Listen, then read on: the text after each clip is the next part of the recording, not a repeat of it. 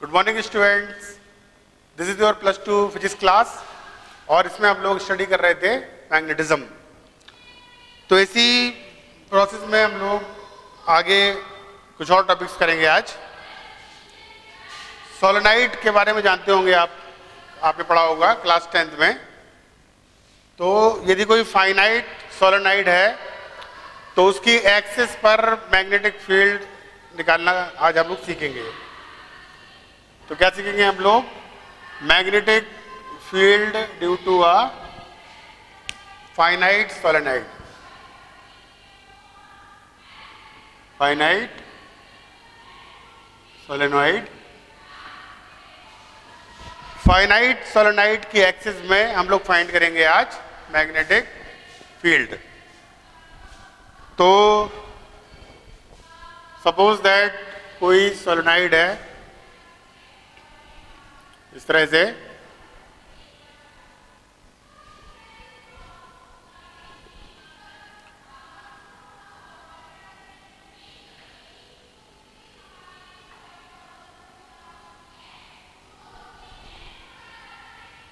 ऐसे,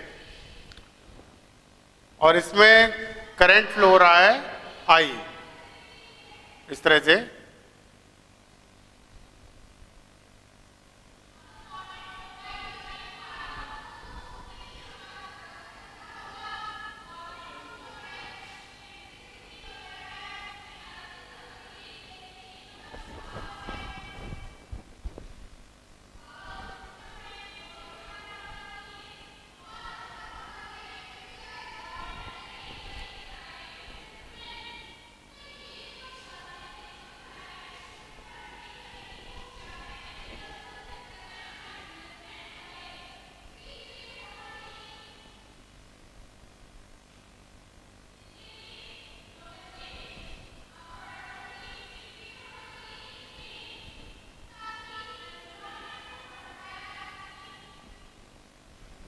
इसमें जो फाइनाइट सोलेनॉइड है हम लोगों का, इसमें सपोज दैट करंट फ्लो हो रहा है I और ये इसकी एक्सिस है सोलेनॉइड की।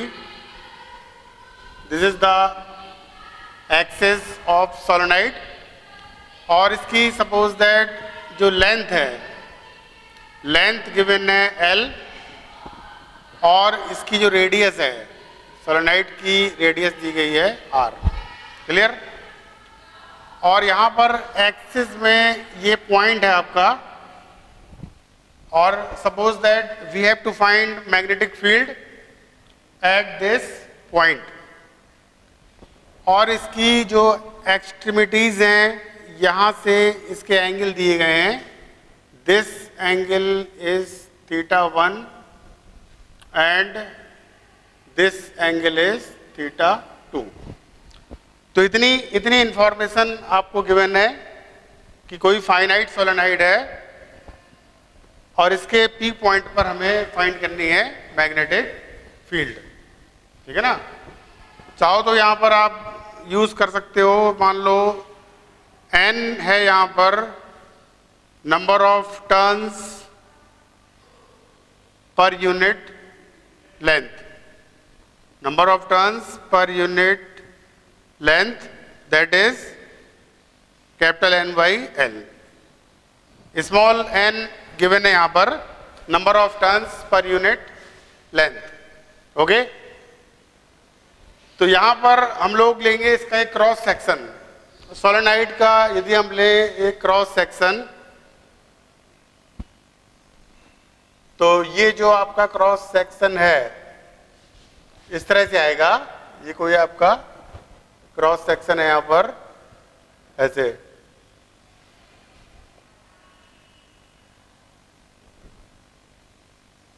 ठीक है ना?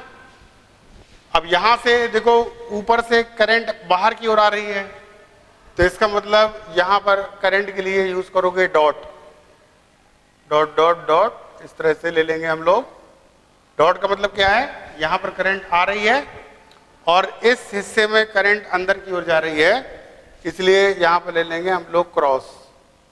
ऐसे क्रॉस क्रॉस ले लेंगे। इट मीन्स यहां पर करंट जा रही है अंदर की ओर एंड ये हमारी एक्सिस है और एक्सिस का ये पॉइंट है P, यहाँ पर हमें मैग्नेटिक फील्ड फाइंड करनी है, क्लियर ना।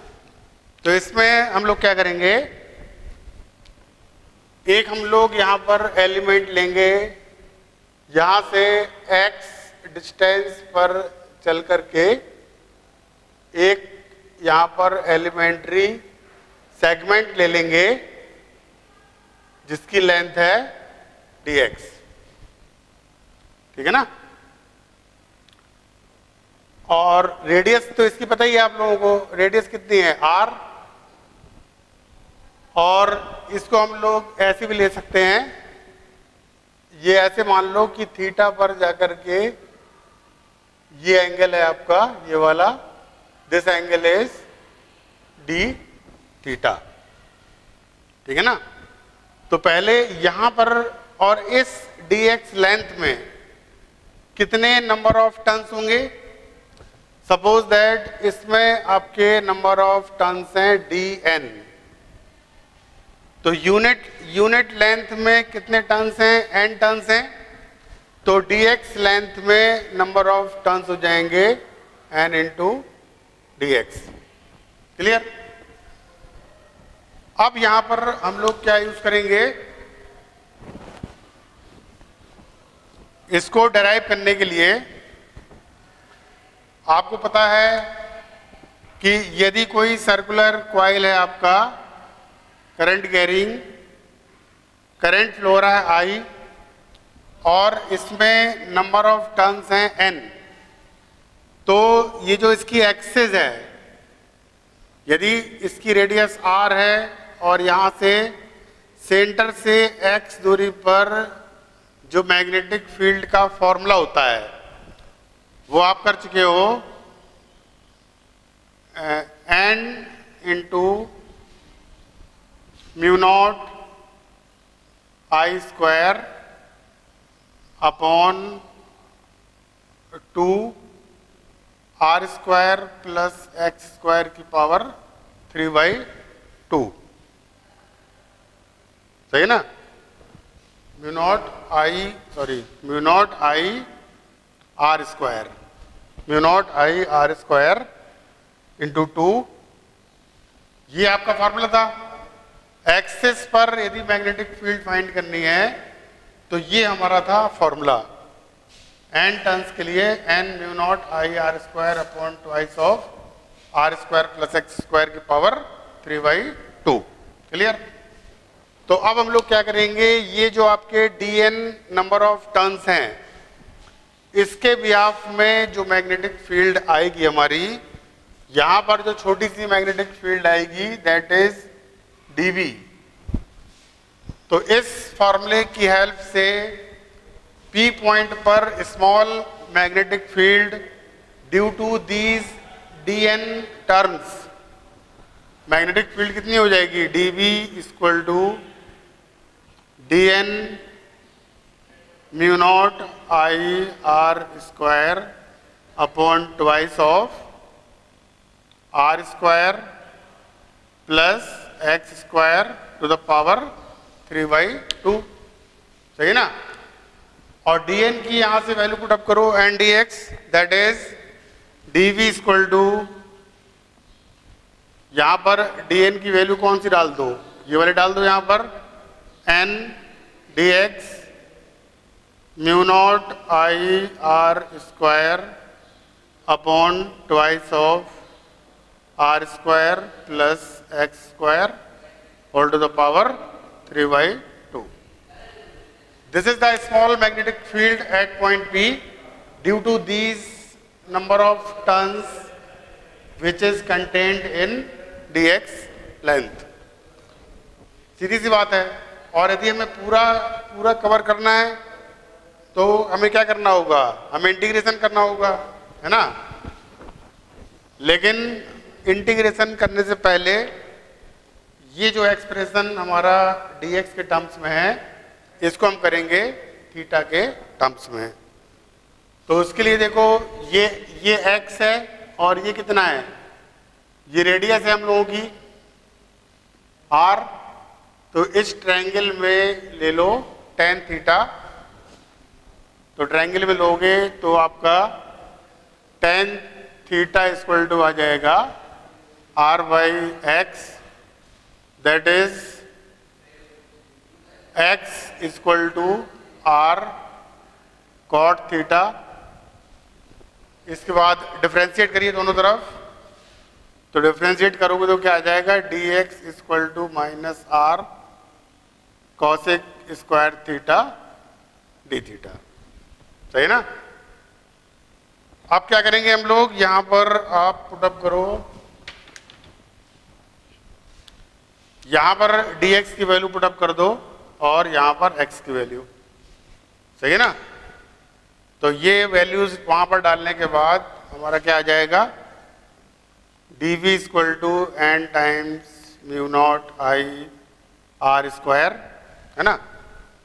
और dx की वैल्यू कितनी हो जाएगी, minus r cosec square theta d theta upon 2 r square और प्लस यहां पर डाल देंगे x की वैल्यू, that is r cot theta, तो हो जाएगा r square cot square theta की पावर 3/2।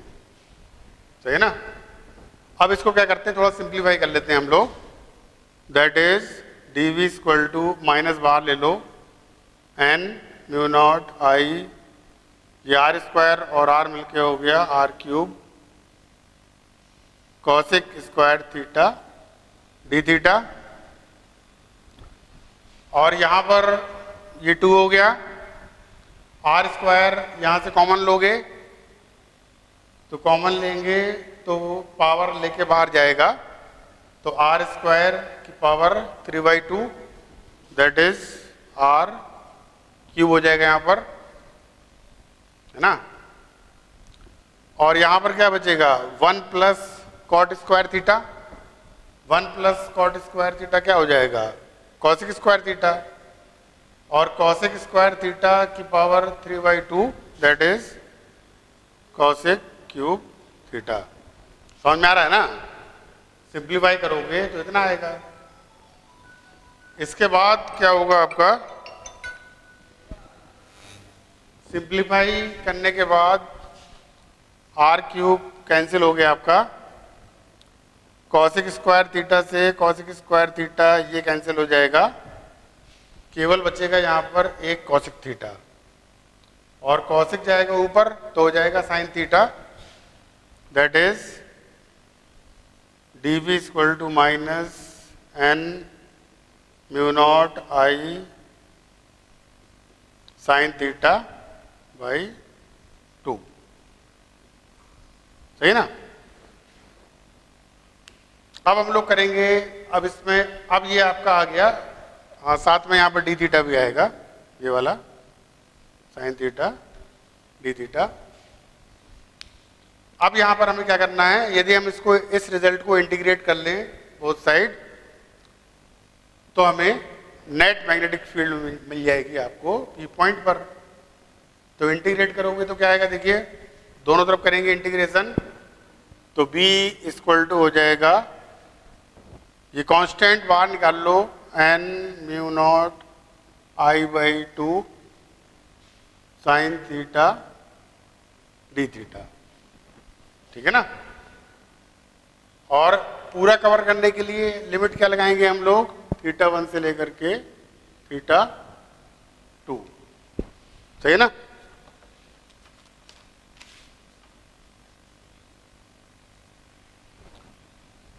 इसके बाद क्या है, दोनों तरफ कर लेंगे हम लोग, इंटीग्रेशन करेंगे इसको, दैट इज, हेलो, हाँ सर मेरा नंबर है भाई, है म्यू नॉट I/2, और साइन थीटा का इंटीग्रेशन क्या हो जाएगा, साइन थीटा का इंटीग्रेशन हो जाएगा कॉस थीटा,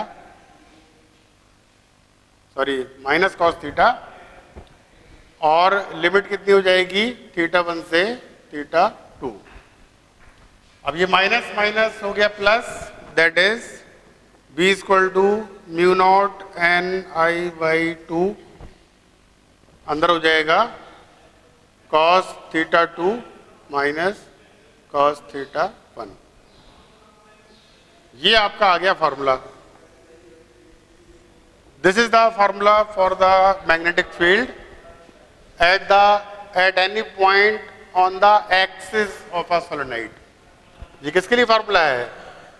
सोलेनोइड की जो एक्सिस है उसके लिए ये फॉर्मूला निकल के आया आपका। और इस फार्मूले में थीटा 1 और थीटा 2 क्या होंगे? इसके जो एक्सट्रीमिटीज हैं यहां से एंगल्स, ये वाला हो जाएगा थीटा 1 और इस साइड का एंगल कितना है? ये वाला, ये हो जाएगा आपका थीटा 2। क्लियर? अब इसमें देखिए फॉर्मूले के साथ साथ यहां पर कुछ चीजें हमें और पता होना चाहिए।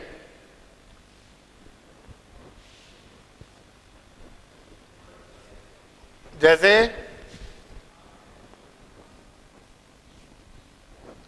इसमें हम लोगों को क्या करना है? देखिए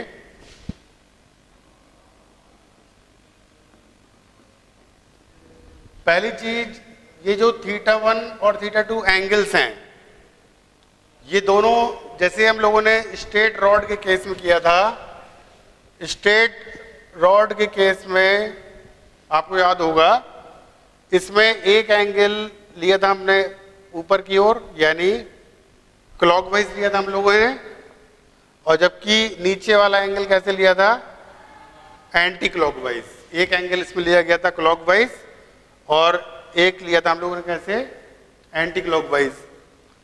लेकिन यहां पर क्या है हमका, हमारा जैसे ये आपका सोलेनोइड है और ये एक्सिस है हमारी, इसमें जो दोनों एंगल्स हैं, दोनों एंगल्स एक ही साइड लिए जाएंगे। एक ये भी आपका एंटी क्लॉकवाइज है थीटा 1 और इधर वाला भी एंगल ये भी आपका कैसा है? Anti clockwise. तो इसमें ये ध्यान रखना है कि हमें क्या करना है, जो थीटा 1 और थीटा 2 एंगल्स हैं वो एक ही साइड से लेने हैं हम लोगों को। ठीक है ना? तो पहला चीज हमें ध्यान रखना है कि theta 1 and theta 2 must be taken from same side. Clear? दूसरी चीज इसमें ध्यान देने की क्या है, इस फॉर्मूले की हेल्प से आप सोलेनोइड के अंदर मैग्नेटिक फील्ड निकाल सकते हैं और साथ ही साथ यदि कोई पॉइंट हमारा बाहर दिया गया है सोलेनोइड का, तब भी आपका यही रिजल्ट सेम आएगा। नोट सेकेंड, हमें क्या ध्यान देना है? Note second, this formula is used to find magnetic field at any point, whether it is inside the solenoid or it is outside the solenoid। ठीक है ना? This formula is valid for any point on the axis. हाँ, ये ध्यान रखना कि point solenoid के अंदर भी हो सकता है और बाहर भी हो सकता है। केवल ध्यान क्या देना है आपको कि पॉइंट कहाँ पर होना चाहिए? सोलेनोइड की एक्सिस पर। एक्सिस के लिए ही हम लोगों ने इसको डराइव किया है। तो formula is valid for any point on the axis inside the solenoid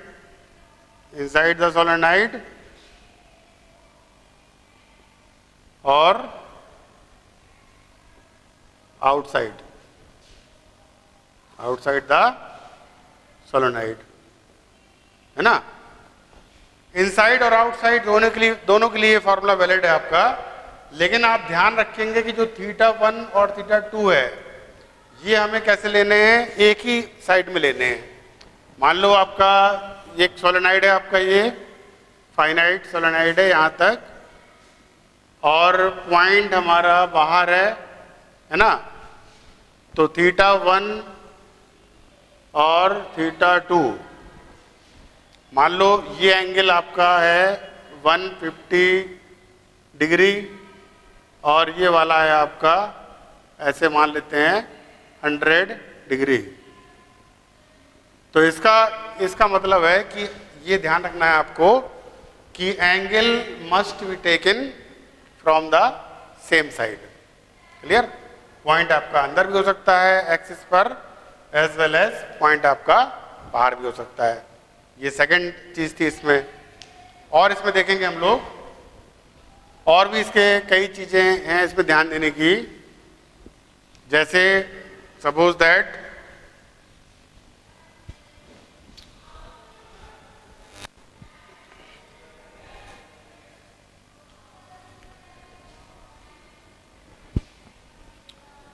note third, यदि हमारा सोलेनोइड आइडियल है, यदि हम ये जो फॉर्मूला हमने लोगों किसके लिए सीखा कि हमारा कोई फाइनाइट सोलेनोइड था और उसकी लेंथ L थी, लेकिन यदि हमें जो सोलेनोइड दिया गया है for an ideal solenoid, ideal solenoid या आपका इनफाइनाइट सोलेनोइड दिया गया है। वैसे आइडियल सोलेनोइड का मतलब क्या होता है? आइडियल सोलेनोइड ऐसा सोलेनोइड होता है जिसकी जो लेंथ है it is much greater than as compare to its radius. यदि जो सोलेनोइड की रेडियस है वो बहुत ही स्मॉल है as compare to the length of a solenoid, उस केस में जो हमारा सोलेनोइड है that is called ideal solenoid, या इसको हम लोग बोल सकते हैं इनफाइनाइट सोलेनोइड। इनफाइनाइट का मतलब हमेशा इनफाइनाइट नहीं होता है, basically it is a relative term. Solenoid हमारा, मान लो यही हमारा सोलेनोइड है, लेकिन यदि इसकी बहुत ही रेडियस बहुत ज़्यादा स्मॉल है,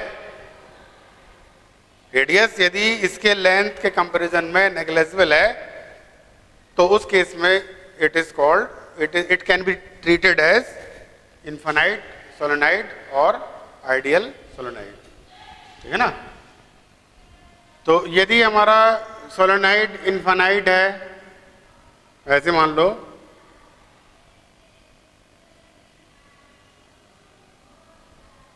और इसकी एक्सिस पर कोई पॉइंट है, तो उस केस में देखो क्या होगा, इधर वाला एंगल, ये वाला भाई इधर देखो एंगल, चूंकि यहां पर इसको हम लोग इनफाइनाइट ले रहे हैं, इसका मतलब ये एंगल कितना हो जाएगा, θ1 इक्वल टू 180 डिग्री, क्योंकि ये लेंथ कितनी है, इनफाइनाइट है लेंथ। तो इसका मतलब जब आप यहाँ से दूसरे एंड को देखोगे तो लगभग क्या हो जाएगा, सीधा हो जाएगा। तो ये एंगल कितना हो जाएगा, 180। और यहाँ से जब इधर वाले एंड को देखोगे तो ये लाइन आपकी कैसे हो जाएगी, ऐसे सीधे हो जाएगी। इट मीन्स यहाँ से देखोगे तो θ2 कितना हो जाएगा आपका, 0 डिग्री। अब इसमें वैल्यूज पुटअप करिए θ1 और θ2 की, तो b इक्वल टू आ जाएगा μ0 n/2 cos 0 minus cos 180। It means b equal to हो जाएगा μ0 n/2 cos 0 की वैल्यू 1 और cos 180 क्या होती है, -1, तो माइनस माइनस प्लस, यहाँ पे 2 आएगा, 2 से 2 cancel, that is b equal to μ0 n/i। ठीक है ना? तो ये वाला फार्मूला आप यूज करोगे मैग्नेटिक फील्ड के लिए। यदि हमारा कैसा है सोलेनोइड, यदि if solenoid is ideal then magnetic field inside the solenoid is B equal to mu not an I. और आप ध्यान से देखो तो ये जो मैग्नेटिक फील्ड है ये कैसी आ रही है, this value is constant, this value is constant. इसका मतलब क्या हुआ, आइडियल, यदि हमारा सोलेनोइड आइडियल है, मान लो आइडियल सोलेनोइड है कोई, तो उसकी जो मैग्नेटिक फील्ड लाइंस होती हैं वो यूनिफॉर्म होती हैं। यानी जैसे आप यूनिफॉर्म इलेक्ट्रिक फील्ड के लिए क्या लेते थे, पैरेलल लाइंस, उसी तरह से जो यूनिफॉर्म मैग्नेटिक फील्ड आ रही है यहाँ पर, ideal, if solenoid is ideal, उस केस में जो अंदर मैग्नेटिक फील्ड होती है वो कैसी होती है, यूनिफॉर्म। आइडियल सोलेनोइड के लिए आपकी जो मैग्नेटिक फील्ड होती है that is uniform magnetic field. और कितनी होती है उसकी value, B equal to mu not an I, where n is the number of turns per unit length। Clear. तो ये तो बात हो गई किसकी, आइडियल सोलेनोइड की। और ये वाला, ये जो मैग्नेटिक फील्ड की वैल्यू है वो हमने इसके अंदर लिया है पॉइंट।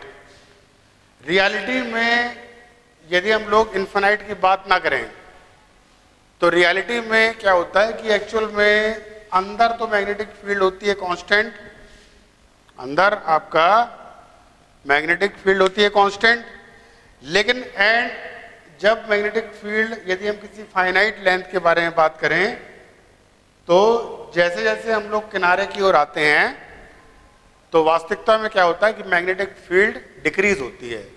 एक्चुअल में इसकी फील्ड लाइंस आती हैं ऐसे ऐसे ऐसे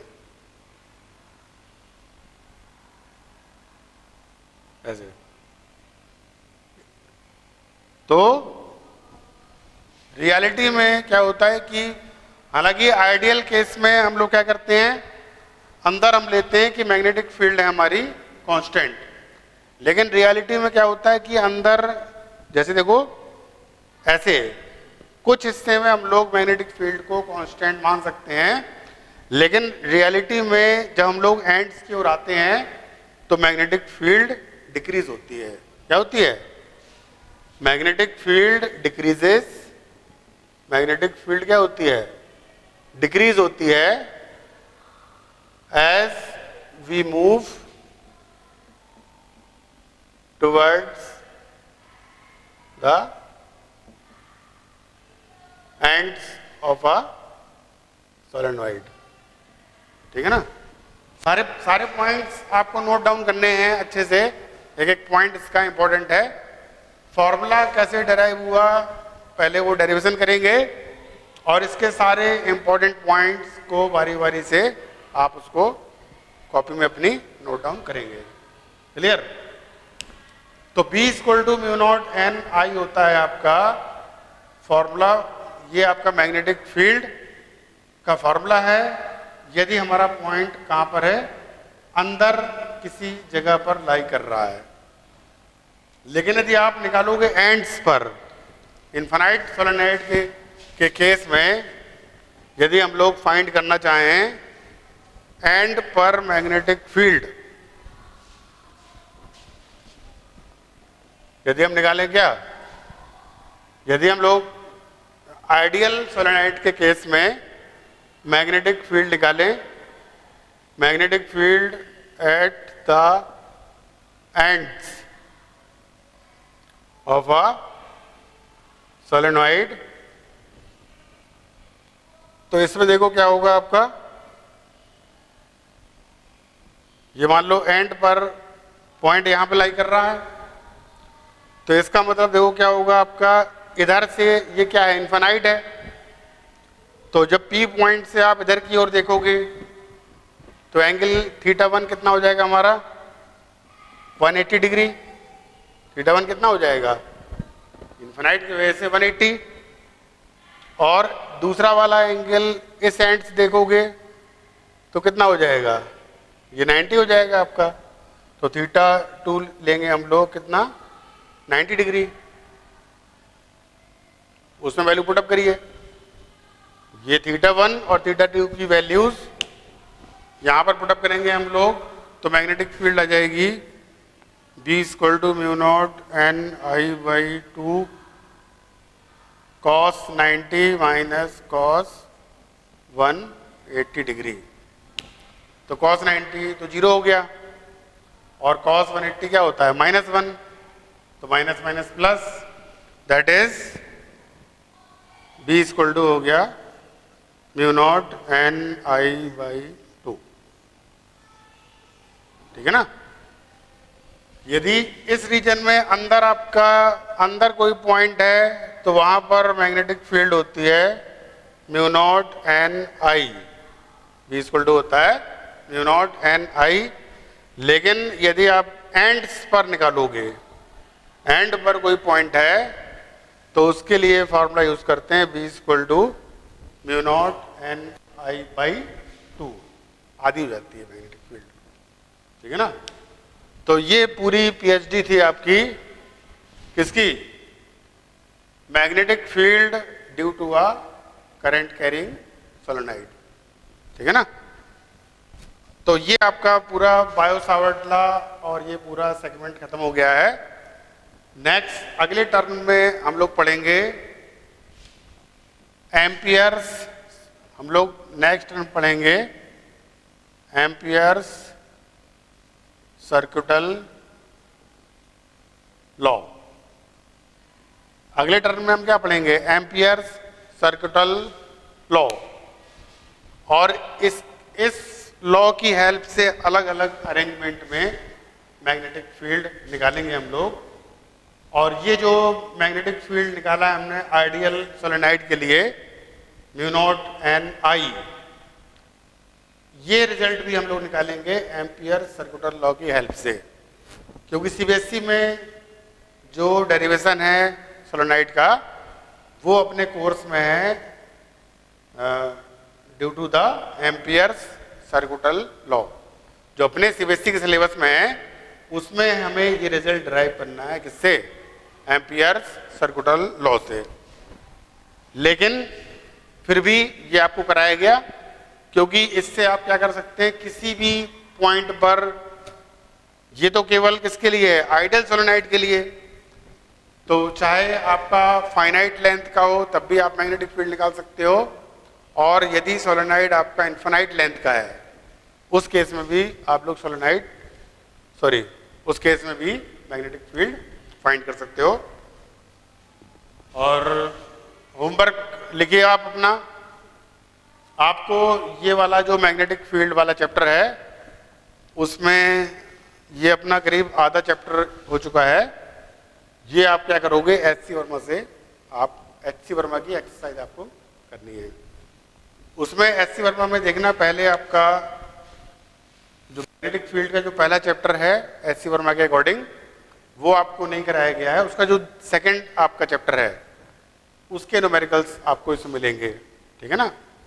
magnetic effect due to current carrying arrangement वगैरह करके आपको सेकंड चैप्टर मिलेगा, तो उसके न्यूमेरिकल्स आपको करने हैं।